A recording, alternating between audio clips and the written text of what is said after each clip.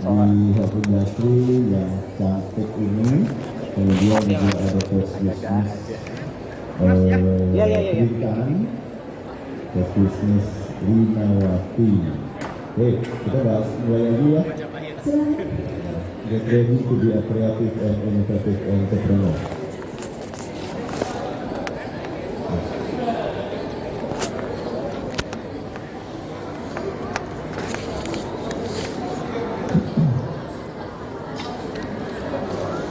Oke, selamat bertemu lagi untuk kita Servo.id. Kita akan bahas training kebiasaan dan inovatif entrepreneur 4.0 era. Satu bahasan yang banyak sekali diberikan untuk teman-teman di yang sekarang sedang menjajaki untuk mencari bisnis, kemudian menjalankan bisnis atau mencari peluang usaha, karena di era digital ini sangat berbeda. Nah, untuk awal, apa sih yang namanya Servo itu? Oke. Apa itu Servo itu? Servo itu adalah lima solusi untuk waralaba Indonesia, waralaba dan bisnis. Jadi konsepnya adalah tempat berkumpul dan kolaborasi bisnis, institusi dan franchise sehingga bisa bergabung berkolaborasi. Kita punya solusi manajemen dan full aided support. Kemudian human capital, kita resourcesnya sudah terverifikasi dan berpengalaman lebih dari 10 tahun.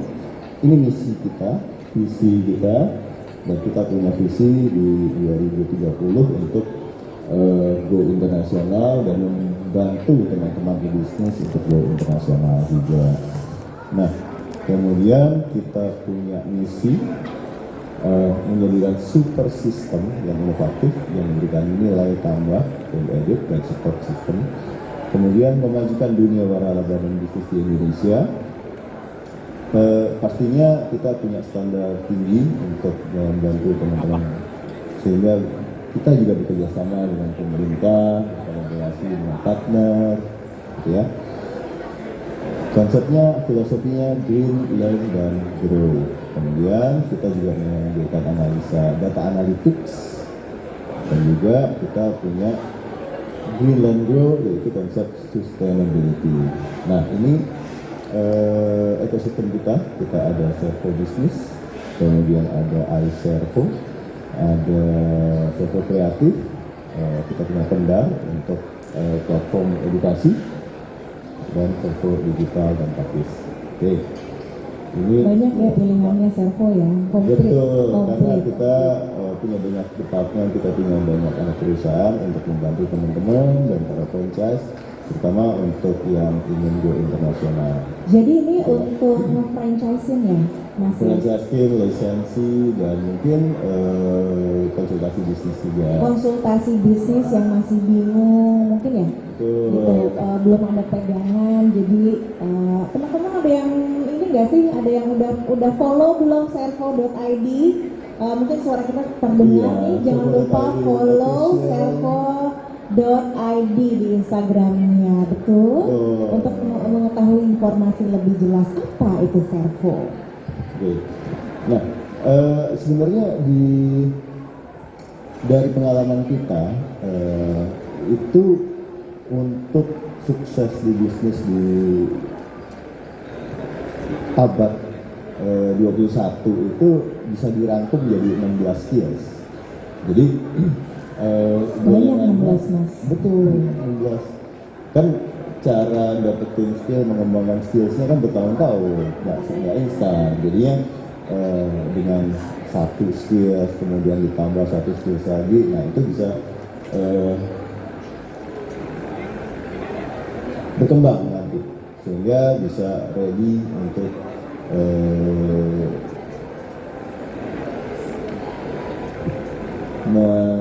apa?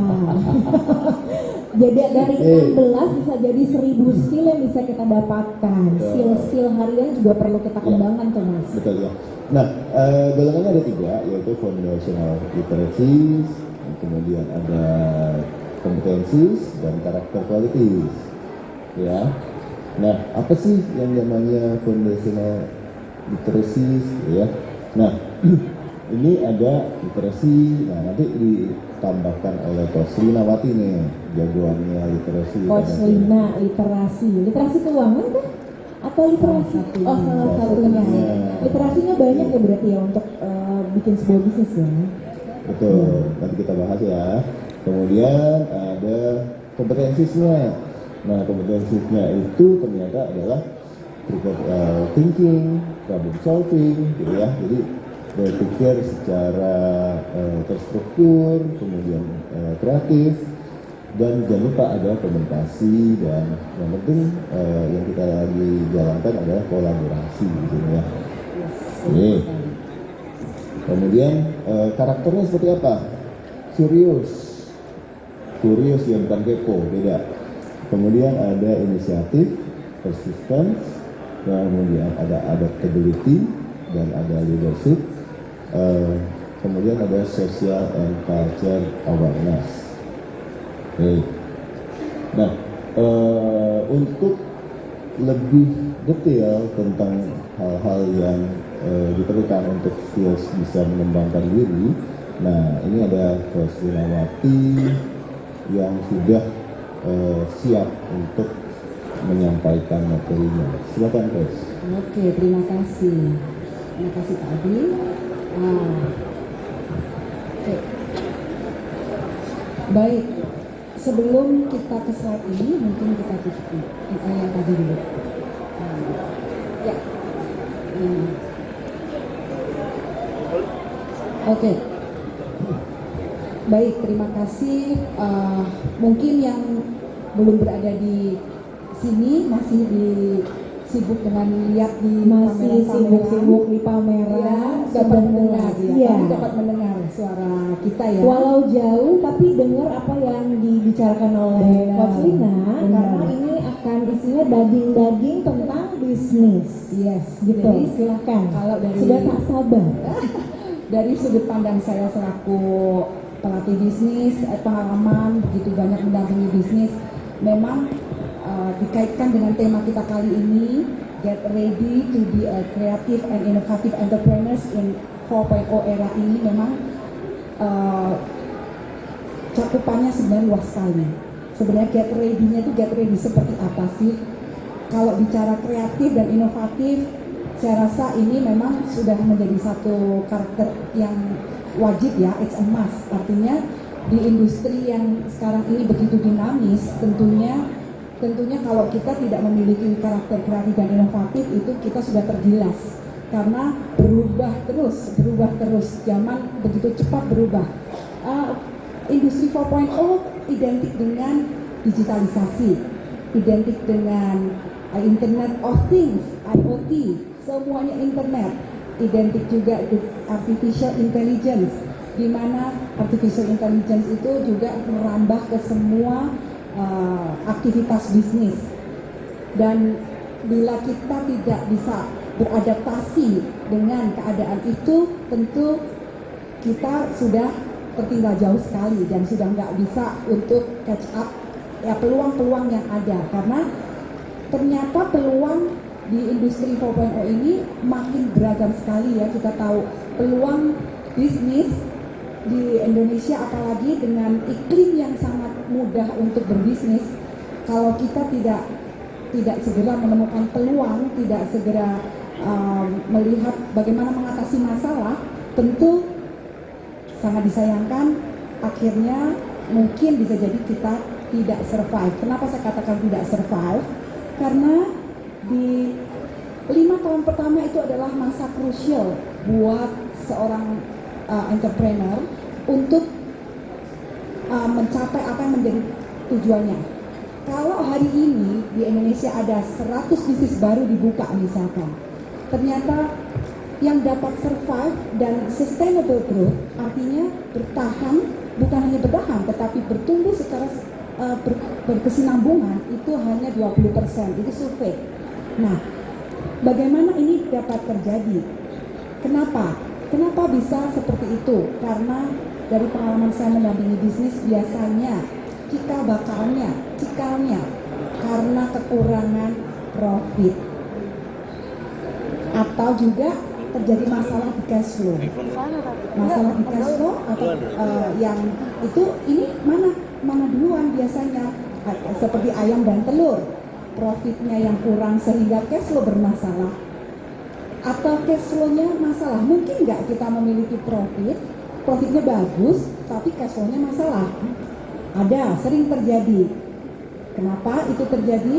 Ya biasanya karena skill kita di dalam keuangan, di dalam menguasai angka-angka, di dalam financial report itu juga kita kurang kuasain, sehingga meskipun profitnya sudah bagus ternyata bisa saja terjadi cash flow-nya masalah. Iya, soalnya kadang-kadang banyak pebisnis bukan tidak punya basic tentang keuangan sebetulnya, benar nggak, Rosina?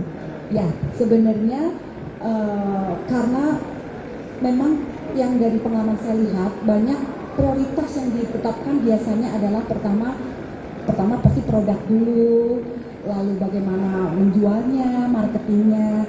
Kadang-kadang untuk keuangan menjadi nanti deh gampang ya, tapi kenyataannya ini sangat berhubungan, sehingga financial literacy atau penguasaan atas keuangan bisnis kita ini menjadi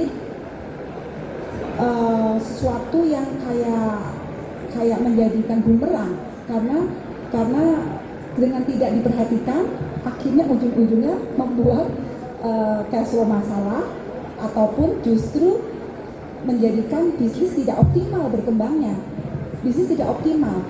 Bahkan saya jumpai ada bisnis yang bermasalah di bisnisnya sering menghandle permasalahan tersebut tidak berdasarkan dari fakta real yang ada. Real bisnis kita ini seperti apa sekarang ini, sehingga akar permasalahannya tidak ketemu, akhirnya strategi dan ataupun sistem yang digunakan untuk mengatasi permasalahan itu tidak tepat atau kurang tepat, sehingga tidak efektif. Contohnya, wah kita kekurangan modal nih, kita kekurangan uang nih, yang ada solusinya dengan menambah lagi hutang tanpa mengetahui root cause dari akar permasalahan kenapa kita punya masalah dengan cash flow. Dan itu kumulatif ya, bertahun-tahun. Yes. Seperti itu numpuk lama-lama. Karena ada sedikit banyak kontribusi dari sifat jika pengusaha merasa ya sudah ditunggu nanti akan baik sendiri. Jadi tunggu aja, nanti kalau nggak bener-bener rusak ya nggak usah dipikirin sistemnya, gitu kan. Padahal kita udah era digital yang 4.0, bahkan mau menuju 5.0 ya. Iya, tentunya Gitu. mau menuju 5.0. Jadi mengenai data yang kita temukan ini, karena ternyata intinya berarti kekurangan profit. Nah, bisa jadi kekurangan profit sehingga cash flow bermasalah. Bisa jadi cash flow bermasalah bukan karena kekurangan profit, tetapi lama-kelamaan akhirnya membuat profit itu juga bermasalah juga, betul ya? Nah, ini yang sangat disayangkan, sehingga sering saya mengatakan bahwa optimalisasi profit itu number one. Walau bagaimanapun data akan menunjukkan optimalisasi profit itu menjadi sangat penting dalam sebuah bisnis. Nah, untuk itu tadi saya juga dengar Pak Adi menyampaikan begitu banyak karakteristik yang sangat dibutuhkan di dalam menjadi entrepreneur yang sukses, yang kreatif, inovatif di era 4.0 ini. Tentu itu saya juga sangat setuju, dan saya ingin men-sharingkan satu rekap dari sebenarnya garis besar secara konteksnya saja, karena kalau bicara kontennya itu bisa seminar yang panjang sekali ya. Jadi saya hanya akan share tentang konteksnya saja, Kisi-kisi secara cepat, tips and trick, bongkar rahasia, cara financial bisnisnya bagaimana? Yes. Jadi dari kacamata saya ingin menyampaikan kepada banyak entrepreneurs, para pelaku bisnis, para pengusaha, bahwa kita boleh saja mungkin sudah menemukan produk yang kreatif dan kreatif, kita juga sudah menjalankannya dengan cara yang kreatif juga dan inovatif juga. Tetapi konteks yang saya mau sampaikan ini adalah jangan lupa kalau berbicara tentang bisnis supaya optimal profitnya, kita sadari ada 3 skill utama yang sangat berpengaruh terhadap kesuksesan membangun bisnis. 3 skill utama itu adalah apa? People skill. People skill ya. Ya, people skill, leadership skill, dan business skill itu sendiri. Jadi kita memiliki 3 skill utama yang akan sangat berpengaruh kepada bagaimana bisnis kita pada akhirnya. Jadi people skill kita bagi menjadi 2 sub skill lagi. 2 sub skill itu yaitu pertama adalah tentunya di dalam people skill kita perlu menjadi seorang komunikator yang handal, dalam arti berkomunikasi itu mesti suatu hal yang penting diperhatikan, apakah komunikasi kita itu sudah excellent, karena bisnis itu it's about kalau kita bicara marketing aja, kita bicara marketing itu adalah sesuatu yang marketing is communication and education, mengedukasi. Bagaimana kita mampu mengedukasi masyarakat akan produk-produk kita yang kreatif dan inovatif kalau kita cara mengkomunikasikannya juga kurang excellent. Komunikasi bukan hanya berarti kita berbicara dengan mulut, tetapi banyak sekali. Artinya komunikasi itu pasti dengan cara-cara harus kreatif dan inovatif juga tentunya ya. Nah, masuk ini ya, mengkomunikasikan tentang produk ya. Yes, mengkomunikasikan tentang produk kita, dan di dalamnya ada edukasi. Kenapa orang perlu produk kita seperti itu. Nah, itu baru tentang excellent communication. Lalu sub skill dari people skill yang kedua adalah kita perlu menjadi seorang pemimpin atau kita skill di dalam memimpin tim, high performance team. Karena bisnis nggak akan sukses tanpa tim. Jadi skill yang kedua selain excellent communicator, kita perlu untuk menjadi nge-lead sebuah tim yang high performance, bukan tim yang cuma istilahnya gantiin kita selaku pebisnis, tetapi mereka tuh high perform. High perform itu luas sekali memang artinya. Nah, itu ada nama lagi sendiri. Itu waduh, kalau bicara konten itu menarik sekali ya. Tetapi intinya bagaimana kita memampukan tim kita untuk perform seperti apa yang kita inginkan. Nah, apa yang kita inginkan tentu harus jelas. Nah, kejelasan ini tentu salah satunya juga menjadi penunjang di dalam kesuksesan menjadi seorang entrepreneur. Clarity. Jadi clear dulu apa sih yang kita harapkan terhadap tim kita. Itu baru people skill. Lalu leadership skill. Nah, apa bedanya ya coach? People dan leadership bukannya kadang-kadang sama kelihatannya ya, tapi leadership itu sebenarnya adalah suatu skill yang tidak berhubungan dengan orang lain pun, itu skill itu tetap eksis, tetap harus ada, yaitu make optimal decision, artinya membuat keputusan dengan optimal, dan juga selalu berperan atau tertarik terhadap perubahan, selalu energize dengan perubahan. Itu seorang leader.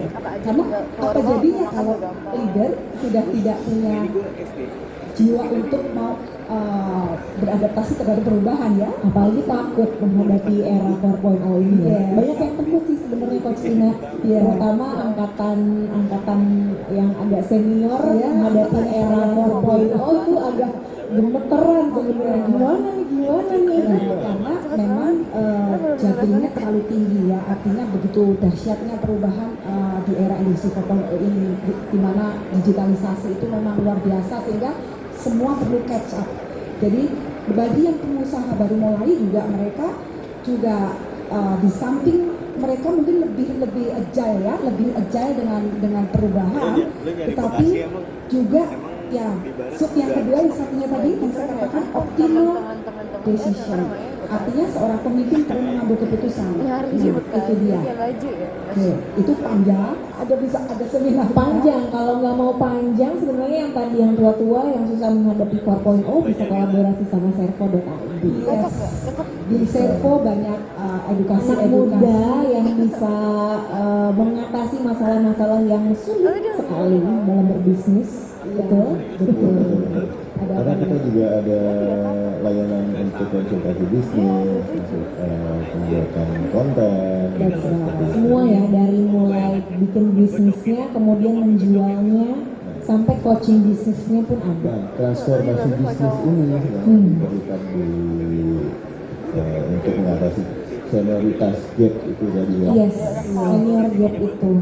Kan tapi sekarang senior udah mau kolaborasi kok sama millennials dan Gen Z. Exactly. Iya. Betul. Itu memang solusi yang wajib dulu harus dengan generasi milenial ya. Jadi leadership skill tadi kita kurang lebihnya dibagi jadi dua subnya.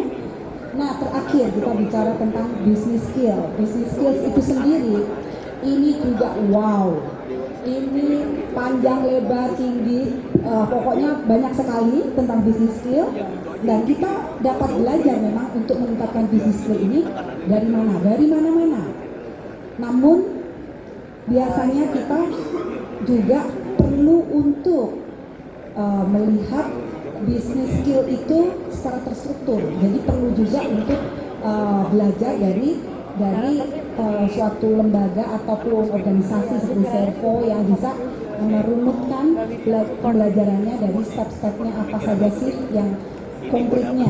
Nah, kalau bicara tentang konteksnya, mulai dari kita tahu bisnis pasti perlu sistem, perlu strategi, dan bisnis areanya ada dari marketing, ada dari operasional, dari produksi, bahkan sampai ke delivery. Itu semua baru area operasional.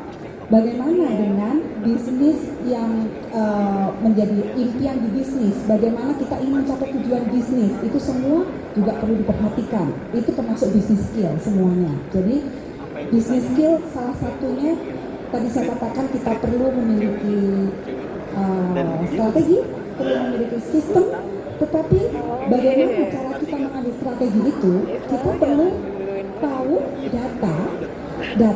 data yang menunjukkan bisnis kita ini sekarang berada di mana.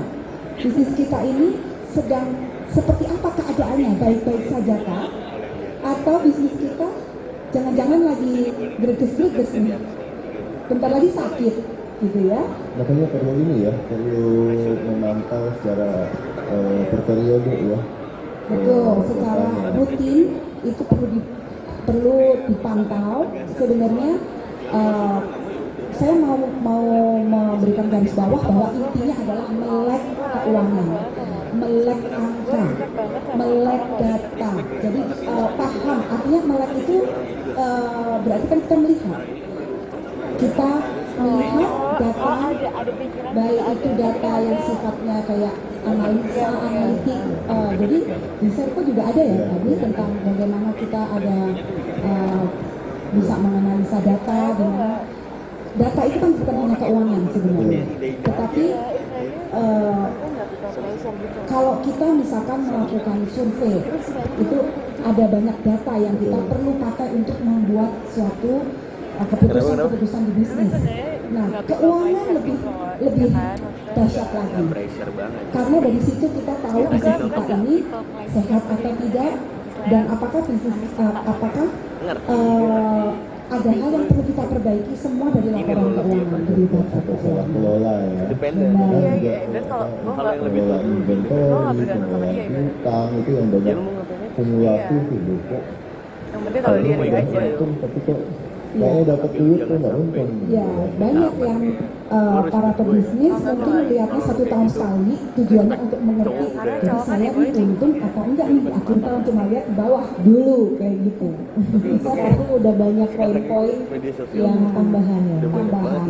Dan biasanya sekarang ini karena kecanggihan juga di 4.0 ini juga, maka pengusaha sebenarnya sekarang sudah dimudahkan untuk area keuangan seperti ini, sangat dimudahkan. Sebenarnya dari program-program, dari tools yang kita jumpai itu banyak sekali kok yang sangat memudahkan kita. Hanya saja setelah data-data itu ada, angka-angka itu ada, apakah kita mau untuk menganalisanya? Apakah kita paham cara bacanya? Laporan keuangan itu bagaimana cara bacanya? Sekarang gini aja deh. Saya ini di sini ada gambar pilotnya. Ya. Kalau kita iseng-iseng ke ruang kokpit, Pak pilot, itu apa sih yang di dashboard itu? Ini artinya apa? Ini Cewek apa? saya emang gitu sih. Saya agak kurang yakin ya. Ya Kok dia sih ini semua, tapi nggak penting. Yang penting smile dulu. Kira-kira kita mau nggak naik pesawat itu? Nggak mau. Jadi jadi konten aja. iya. Jadi orang mau langsung turun kita ya, nggak mau terbang dengan pilot yang nggak ngerti dashboard itu mengindikasikan apa. Jadi sama, kalau kita juga misalkan ke dokter, badan kita nggak sehat, kita mau ke dokter, lalu dokternya udah pakai stetoskop, ngerti deh, terus akhirnya gue yang cari. terus gimana dok? Gue berapa hari? Sebulan. Oh, dokternya ngomong, aduh, saya nggak tahu ya, tapi kayaknya kamu kayaknya sehat sih. Kamu kayaknya sehat. Kira-kira gimana? Kita mau untuk ke kunjungan berikutnya ke dokter itu? Nggak, Jadi maunya dibilang sehat atau mau dibilang sakit gitu? Iya, kalau dokternya ngomongnya gitu gimana? Kamu Jadi, sehat-sehat aja nggak usah ke nah, dokter. bagaimana dengan kita pebisnis kalau ditanya Gini loh, cewek itu suka di sama tim kita, Pak, kita ini gimana sebenarnya perusahaannya, Pak? Oke okay lah, kelihatannya lumayan menguntungkan lah, kayaknya menguntungkan, ngejar-ngejar. Tim juga nggak bisa yakin bahwa dia berada di tempat yang tepat, karena kalau nanti ternyata nggak untung gimana? Kayaknya, jadi kalau yang namanya kayaknya itu kan repot ya. Jadi kalau bisnis nggak bisa pakai kayaknya, jadi butuh Baru mikir kali ya. Bukan mikir, baru berasa. melek angka, Kayak kerasa. benar-benar Ngerti nggak sih? butuh financial literacy yang digunakan secara optimal untuk membuat bisnis kita menjadi turn around kah, atau bisnis kita menjadi Karena cowok logika ya. optimal profitnya. Karena banyak orang berpikir dia punya masalah di bisnis, tapi menyelesaikannya Anjing, lu juga bukan sesuai dengan akar permasalahannya. Iya, Seperti karena itu. kayaknya gue terlalu parah nih, gue juga kayak harus lihat terlalu lingkungan gitu juga sih. ya Oh dalam yaudah. bisnisnya. Jangan-jangan industrinya lagi turun juga. Benar. Gue mau ngutara. Betul sekali. Jadi analisa itu Iya, benar nanti kan digunakan untuk benchmark juga dengan industri, bukan hanya dengan bisnis kita internal, bukan, tetapi juga untuk dengan industri. Betul sekali itu. Thank you. Nah, Lu bisa ngetes di sini cowok lu. tentunya memahami angka di bisnis itu memang membawa keputusan yang lebih baik pastinya. Atau dia Keputusan-keputusan kita menjadi lebih baik, dan kita akan mengoptimalkan 3 laporan keuangan yang memang sudah itu orang layak untuk cowok tuh kalau udah di kita jadikan bahan analisa, yaitu balance sheet, profit and loss, dan cash flow statement. Nah, mungkin istilah-istilah ini buat sebagian para pebisnis pemula akan menjadi challenging. Apa sih ini? Apa sih Coach Lina? Kok kayaknya ribet banget? Aku cuma mau jualan skincare aja kok. Aku cuma mau jualan baju aja. Tapi gimana nih? Aku keuangannya gimana? Aku bingung gitu. Iya, itu banyak sekali Ini dijumpai. dia ya, 3 hal penting, 3 major scoreboard. Three major scoreboards. Jadi skor bisnis ada skornya. Maka bagaimana skor kita? Nah, ini sebenarnya sudah merasa serem duluan karena satu, pakainya istilahnya juga asing di telinga. Lalu sebenarnya apa sih yang dimaksud? Itu tuh kalau nggak belajar tentang financial literacy memang akan serem, rasanya itu sulit. Padahal ini hal biasa banget kalau kita mau lihat kesehatan bisnis kita lewat apa, balance sheet. Kalau kita mau lihat seberapa kita perform Seberapa kita itu berprestasinya di bisnis itu lihatnya lewat profit and loss. Ngomongin apaan aja mas? Dan Iya. kenapa profit and loss ya? Jangan masuk bercanda. Laba, rugi, jangan rugi laba lo ya. Itu zamannya generasi X atau baby boomers kalau ngomong rugi laba gitu ya dulu, tapi semenjak itu diganti menjadi laba rugi. Dan bagaimana kita melihat cash flow kita ini cukup nggak untuk kedepannya mencapai target-target kita, tujuan-tujuan kita gitu Sekarang enggak. ya. Sekarang udah Nah, dewasa kali ya. Kalau dulu iya. sebenarnya ini adalah gambaran singkat siklus. Kalau mau tahu siklus tentang di keuangan ini hanya dengan slide ini sudah cukup. Kita tahu ada profit and loss statement, kita tahu ada balance sheet. Lalu Gua yang apa sih hubungannya, siklusnya di mana, kaitannya di mana kaitannya?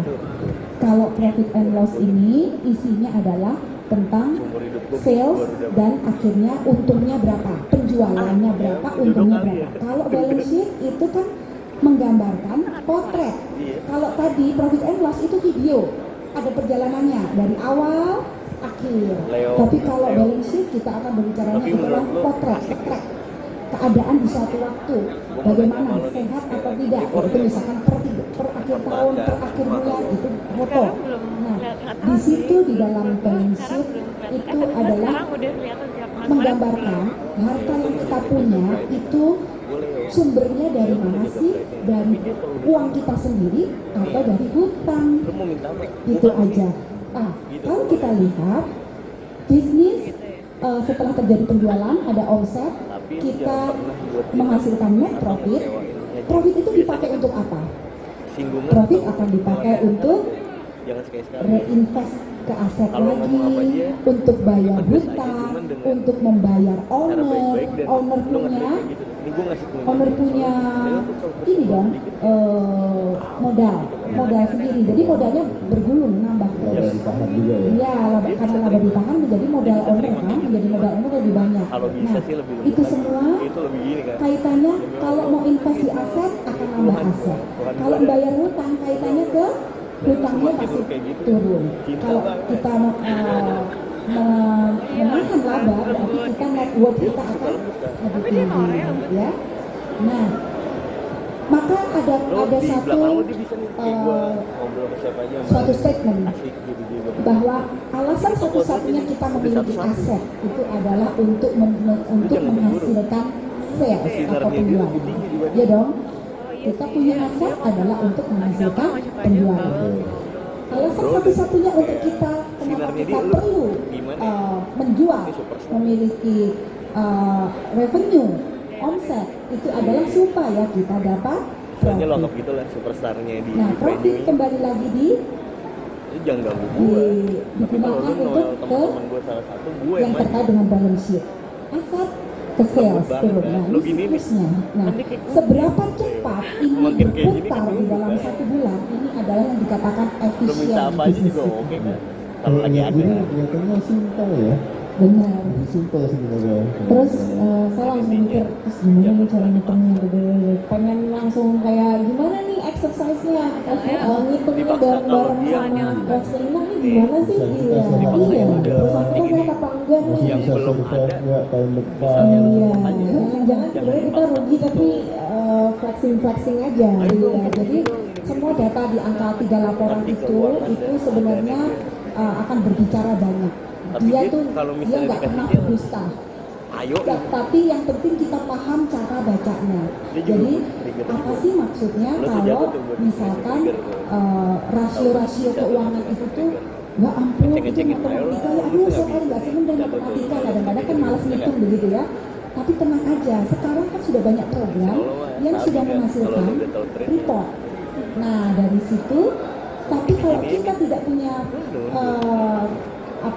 excitement terhadap melek angka, akhirnya meskipun ada program yang ada reportnya, Nggak ada, kita dia tidak dadain. dapat melakukan analisa yang mendalam untuk bisnis kita. Kenapa? Jadi singkatnya, Kadang-kadang harus dipaksa gitu ya. Dalam arti diubah mindsetnya mau ngitung pas di sini apa cabut. nggak mau makan besok. seperti itu Iya kan? ya. Iya. Kalau bisa dilansir tidak? Saya memang hanya jelaskan siklusnya, tetapi cara membaca data-data di laporan keuangan itu memang tetap harus dipelajari. Jadi dari saya yang poin hari ini saya mau sampaikan cuma sampai di sini.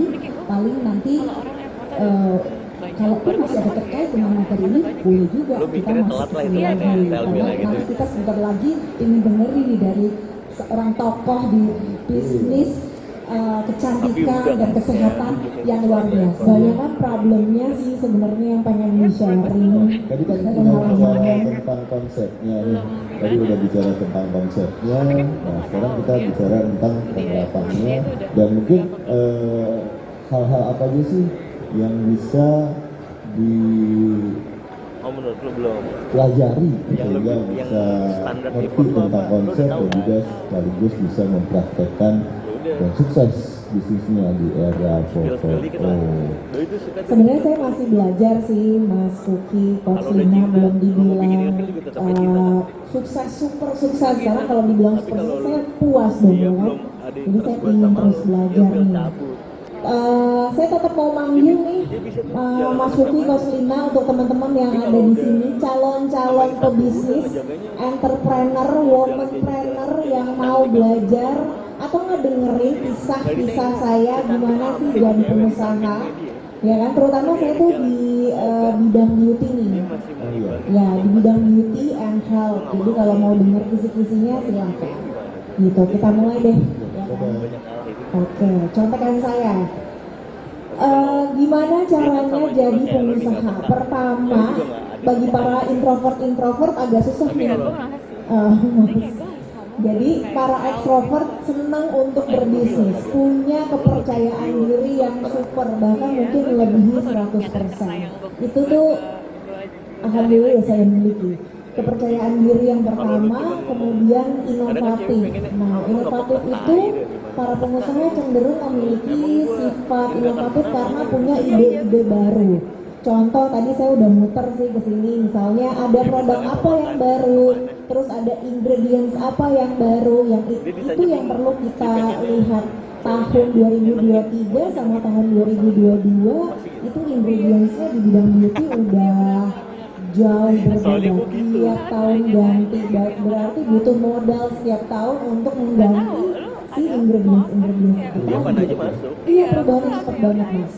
Gitu. Terus kemudian juga pengusaha juga kadang-kadang memiliki locus of control internal. Berarti mereka percaya bahwa mereka punya kendali sendiri nih.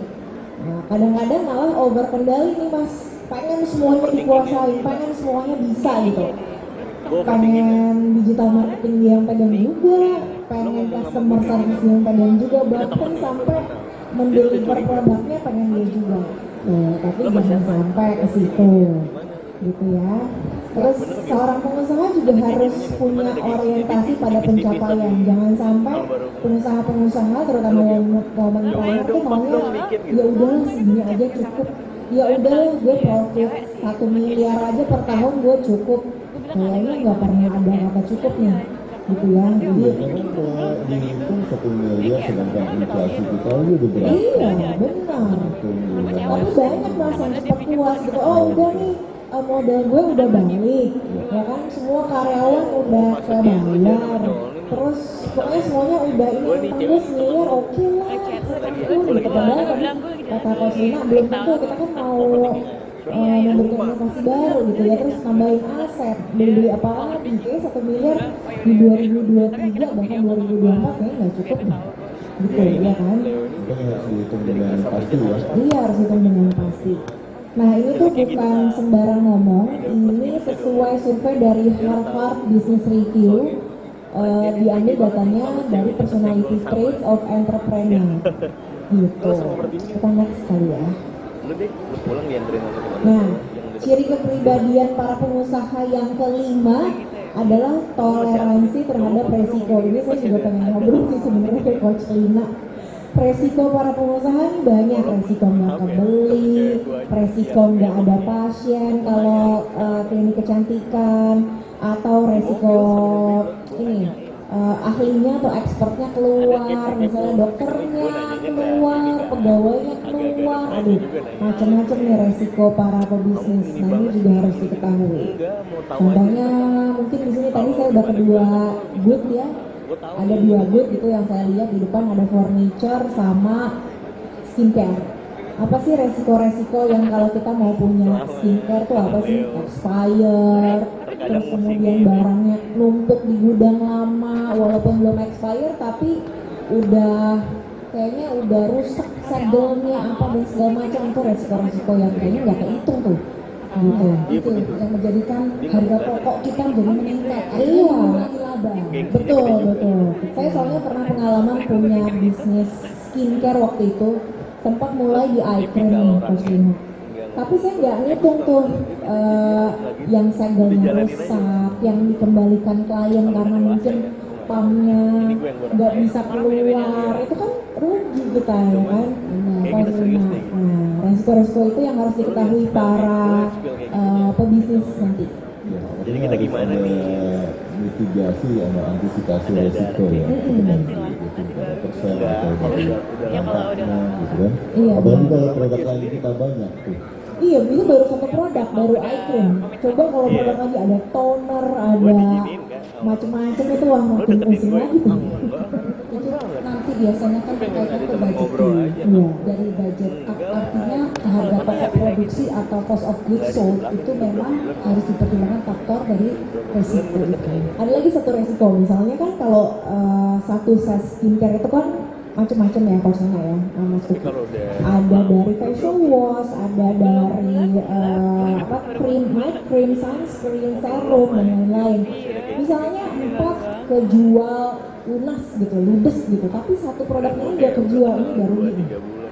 Gitu, padahal kita mesti nyetok itu 5.000 piece gitu. Itu tuh resiko yang perlu kita tanggung. Kadang-kadang saya sendiri tidak menghitung itu dulu tuh. Wah, Mau nanya sama lu. aduh iya juga ya, nggak satu set disukai para konsumer gitu. Sukanya cuma sunscreennya, jadi sunscreennya dong yang kebeli. Kok ada 4 produk lainnya nggak kebeli, aduh itu bener-bener rugi resikonya gitu ya kan. Terus yang keenam itu adalah ketekunan. Nah, memiliki sifat tekun dan gigih. Jadi konsentrasi sih kalau dari saya tipsnya gitu. Jadi tiba-tiba jangan sampai udah lagi bisnis beauty, bisnis skincare, tiba-tiba mau bisnis cemilan gitu. Kayaknya nggak nyambung gitu, kecuali mungkin cemilan sehat membuat wajah glowing. Nah itu mungkin sih. Nah, sekarang nih yang saya lihat malah para pengusaha Indonesia, terutama pengusaha wanita, kadang-kadang tuh semua pengen. Gara-gara, oh iya karena gue suka makan, oh karena kan gue suka beauty, karena kan gue suka fashion. Jadi semuanya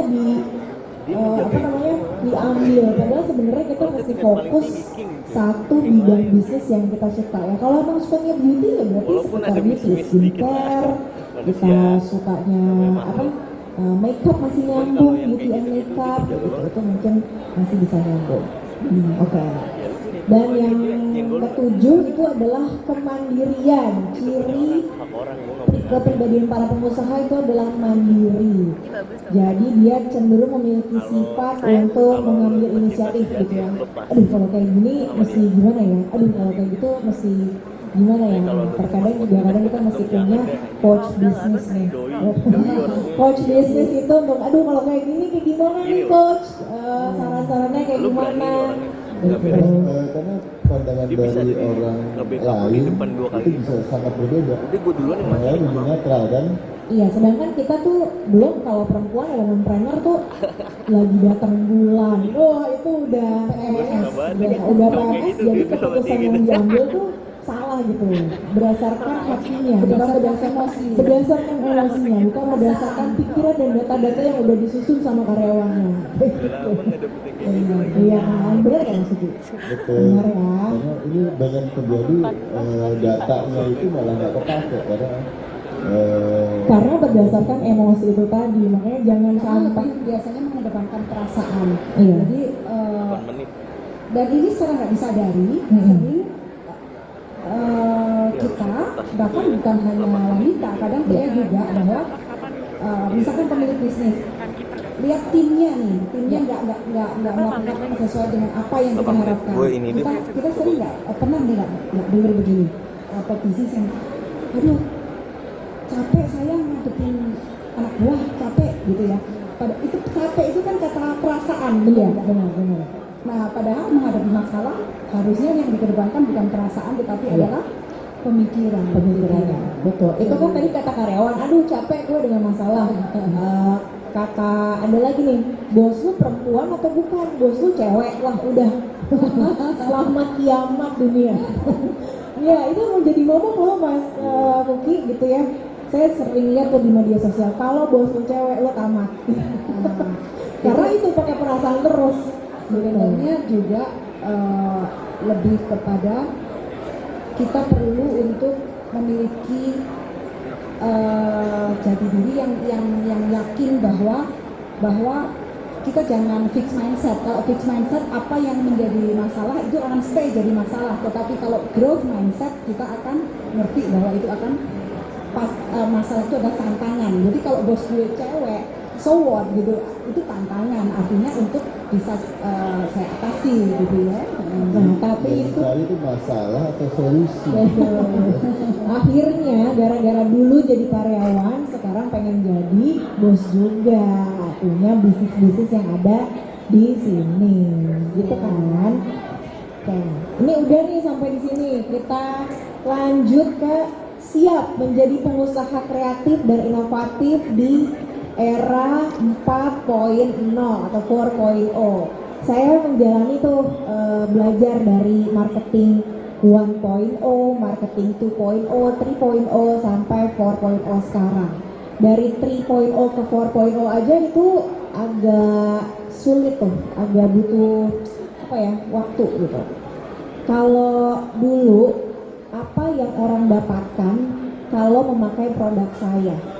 Gitu kan, apa yang orang dapatkan kalau memakai produk saya? Bukan lagi kayak, oh produk saya itu mengandung niacinamide, mengandung ini, mengandung itu, gitu, ingredients ini, itu udah marketing 1.0, udah ketinggalan banget. Jadi teman-teman pengusaha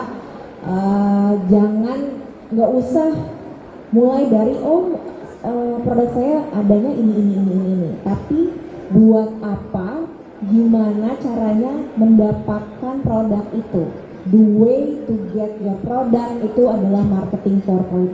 Gimana nih prosesnya mendapatkan produk itu? Misalnya mudah ya untuk dapat treatment di H-Clinic gitu.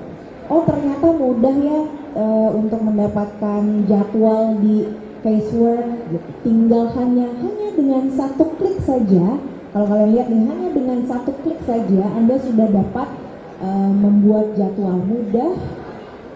Satu kali sentuh saja sudah dapat jadwal. Enak ya? Enak banget ya hidup Enak banget. sekarang. Karena dipikir memang hidup sekarang lebih mudah ya. Iya. Digitalisasi itu Betul. yang mendukung untuk 4.0 itu. Asal mau Semuanya dari digital. bertransformasi. Asal mau bertransformasi. Masih ada juga kok yang by call, padahal di sananya di perusahaan itu atau di klinik tersebut udah nggak bisa by call Pak, semuanya by system. Kalau kita ke restoran, Ibu silakan di scan menunya gitu. Waduh, Saya ingat banget tuh, karena ini generasi X ya, udah lebih jauh. Jadi begitu, aduh ribet banget, mau beli aja harus buka-buka karena kita gaptek, karena waktu Iya. itu kurang mau bertransformasi. Sekarang mau nggak mau anak saya paksain, mami sendirian. Padahal Mami gampang. sendirian order. Ternyata gampang juga. Padahal gampang. Udah gitu kita bisa lihat, oh ya kalau ini udah bisa kelihatan totalnya berapa. Ya nggak sih? Oh iya berarti kita udah tadi melek uang tadi tuh. Oh berarti gue makan tuh 100.000 nih. Ini tambahnya Budgetnya ya. Budget 100.000 Ini udah banyak ketahuan. ini nggak jadi deh. Iya, udah ada pajaknya di situ, kira-kira dengan pajak sekian, oh ya udah ini gaji dikit karena mahal. Sama di H-Clinic juga kayak gitu, jadi tinggal pencet, terus dan gitu maunya apa, gue cuma punya uang 1.500.000 bisa treatment apa sih? Nah itulah si 4.0 itu tadi, ya kan gitu. Nah para pengusaha juga harus kayak gitu nih, udah punya ini channel ininya enggak, apa namanya marketplace-nya gitu. Marketplace-nya dijual di marketplace, jangan lagi cuma jual-jual di pasar atau di mana gitu nggak sih? Dan harus selektif, Iya, jangan salah market juga, ya kan? betul. Nah, jadi marketplace-nya itu harus tepat, marketnya sendiri harus tepat juga. Market yang paling enak ibu-ibu. Ibu-ibu tuh market yang paling enak, butuh nggak butuh butuh. Butuh nggak butuh tetap aja tuh ibu-ibu butuh. Lama-lama nih tanya nih suami saya, di dalam kamar tuh ini tuh buat apa sih sebenarnya dibeli gitu, dibeli ini, dibeli itu, dibeli ini. Iya pokoknya beli aja dulu. Ntar gitu kalau orang ngomong kita tahu, padahal kita nggak butuh, nggak penting. Benar. Gitu. Ah, ini tadi ya sama. Untuk menjadi pengusaha kreatif yang inovatif, tingkatkan kepercayaan diri dan kemandirian. Tadi ada tuh di slide-nya Mas Kuki dari Servo itu adalah communication, itu juga dari Coach Lina ya. Communication itu penting banget sebenarnya, berani untuk menyampaikan. Kayak kita sebagai pengusaha itu siapa yang mau maju ke depan, siapa yang mau menghantarkan produk itu kalau bukan si pengusaha itu sendiri. Saya, contohnya Steve Jobs ya, gitu. Steve Jobs itu bukan cuma branding brandnya, tapi kan juga personal brandingnya, gitu. Orang beli karena I believe Steve Jobs ini keren, gitu. I believe Steve Jobs ini bisa berinovasi, jadi gue beli produknya Apple. Sama kayak I believe Honey Pierce ini dari atas sampai bawah memperlihatkan hak klinik itu adalah Honey Pierce, gitu. Jadi pengusaha harus punya kepercayaan diri untuk melihat dirinya sendiri. Kemudian tingkatkan keterampilan kepemimpinan dan kewirausahaan dengan ikut kelas-kelas, atau kalau enggak bisa coaching tadi, ikut bergabung di Servo ataupun juga coaching dengan coach bisnis. Kemudian jalin koneksi dan jaringan nih. Ikut komunitas-komunitas, ada banyak kok. Kalau perempuan ada ikatan pengusaha bla bla bla, ada ladies bla bla bla. Itu ikut karena nomor satu adalah konektivitas antar pengusaha, seperti itu. Kemudian tingkatkan pengetahuan tentang teknologi dan inovasi. Jangan sampai nggak bisa atau nggak punya medsos. Nah, pengusaha nggak punya medsos, oh enggak lah nanti tim gue aja gitu. Jangan, pengusaha sekarang harus punya medsos. Kalau enggak, ada yang jalanin masa itu. Kemudian lakukan analisa riset, analisa pasar dan riset gitu. Kira-kira jual sabun mandi masih oke nggak sih? Gitu. Apakah lebih menjual serum dibandingkan sabun mandi? Nah, riset-riset pasar itu yang bisa kita tanya. Dan yang terakhir nih, terakhir ya bener ya, adalah bersiap untuk menghadapi ketidakpastian. Berarti siap-siap rugi. Mungkin aja kita nggak pernah tahu, ada di atas ada di bawah, kadang untung kadang enggak. Itu juga yang terjadi pada saya. Makanya saya bilang saya sebenarnya masih belajar terus. Kadang ada satu produk yang untung, ada satu produk yang rugi, ada satu treatment yang oke, ada satu treatment yang nggak oke. Nah ini kita harus rela melepas, bahkan sampai SDM, dokter ini nggak profit nih, dokter ini nggak bisa berkembang, kita ganti, kayak gitu. Nah yang kayak gitu-gitu sih yang perlu diobrolin, makanya butuh kolaborasi para pengusaha-pengusaha, jangan diem aja, harus banyak ngobrol, ikut organisasi, ikut networking. Nah ikut nih kayak seminar-seminar seperti ini tuh, kenalan sama Coach Lina, sama Servo, biar pengetahuannya lebih luas. Dengar gitu. dari yang pelaku usaha yang langsung kan juga lebih maknyus ya. Iya betul. Seperti ini tadi Bu Hani men-sharingkan kesiapan apa saja sih. Nah itu ya sudah naik turunnya bisnis. Pasti naik turun, nggak pernah ada bisnis yang selalu di atas. Jadi siapkan hati dan mental untuk pada saat turun itu gitu. Dan saya pun mengalaminya. Wah gitu. Jadi ini ya kalau bisa ditaruh benang merahnya bahwa yang pertama harus menyiapkan pribadinya dulu nih. Iya, sekarang lagi tren nih Mas, personal branding. Pribadinya siap. Dibangun untuk belajar dari berbagai sumber dan juga networking. Kemudian dilanjutkan dengan belajar untuk memahami angka secara finance ya. Memahami angka secara finance. Lengkap. Sehingga bisa tahu kondisi perusahaan sekarang seperti apa, dan juga jangan lupa ada lingkungan, environment. Jangan kita bertumbuh tapi sebenarnya industri bertumbuhnya 10 kali Iya. lebih tinggi, ya kan? Itu bisa juga seperti itu. Nah, kemudian didukung juga oleh data analytics, melakukan riset tadi ya, Iya, melakukan riset. melakukan riset sehingga diambil kesimpulan harus seperti apa, antisipasi resikonya seperti apa, kemudian juga penyesuaian finance-nya harus seperti apa. Karena kan kadang-kadang justru harus menambah hutang. Benar. Nah, kadang-kadang hutang dianggap jelek kan, padahal kalau dari hitung itu kan Sebenarnya justru akar permasalahannya belum tentu karena Betul. kalau hutang jadi jelek, Iya, tetapi iya. di hal lain lagi. Nah, makanya perlu financial literasi dan literasi IT ya seperti itu. Terima kasih untuk Coach Terima kasih, Dimas. terima kasih. Terima kasih untuk Honey Pierce Thank you. dari prakteknya berbisnis. Dikembalikan ke MC. MC, terima kasih banyak. Oke, halo, wow, banyak banget nih wawasan yang kita dapat nih, knowledge dari kakak-kakak di sini, keren-keren. Nah, karena sudah hadir di sini, pastinya sudah menyempatkan waktunya, kita ada kakak cenderamata dari kami dari G Premium, boleh berdiri. Akan diberikan dari Kak Kuki ya kepada Ibu Hani dan juga Linawati. Mungkin yang pertama bisa diberikan ke Ibu Hani dulu, silakan. Oke, ini dia cenderamata dari Jipremium kepada Ibu Hani karena sudah menjadi pembicara atau narasumber pada siang hari ini di sesi pertama.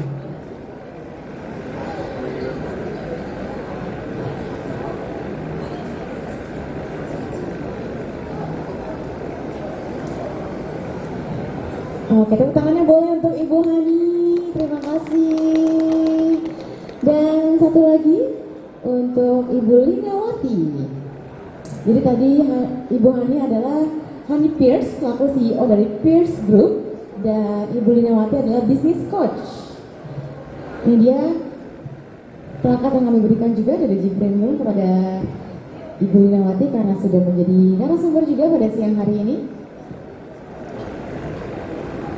Tepuk tangannya boleh untuk Ibu Linawati. Oke, terima kasih sekali lagi Ibu Hani dan Ibu Linawati. Terima kasih juga, terima kasih untuk Bapak Kuki karena sudah menjadi moderator kita. Mungkin boleh foto bersama dulu bertiga. Pak Kuki boleh di tengah? Ya, Pak Kuki boleh di tengah.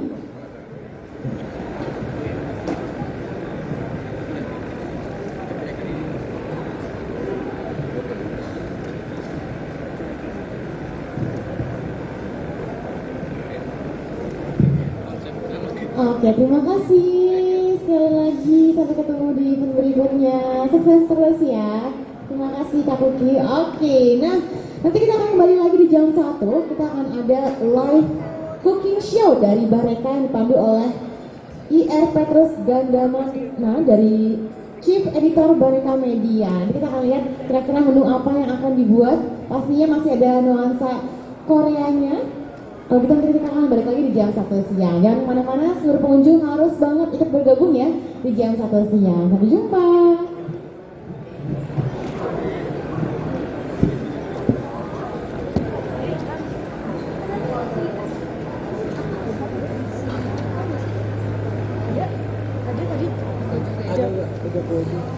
Ada kok, tadi jam mana ya? Emang enggak kan? Live cooking ini di atas kan berarti. Nah lu tanya ini live cooking ini Aku bingung. Kayak yang kemarin Ini kan cuma 3 ya? cookingnya. Apa? iya Tiga maksudnya dia Empat? Atau lagi mana ya? Iya, emang 3. Oh iya, Yang iya. di situ. enggak pakai ini Terus jam 1 mulai. Jam 1. Habis itu break lagi. Enggak. Breaknya jauh banget. Kemarin tuh yang sore yang custard. Gue jadi pusing. Iya deh, harusnya ada. Nggak mungkin breaknya jauh banget. Oke. Oh, kalau Kiko ini apa? Cooking, si Kiko kan cuma presentasi sendiri kak. Oh ya udah berarti biarin aja ya. Oke kok itu yang master planter itu. Oh ya udah. Terus kan habis itu kan itu perform. Oke.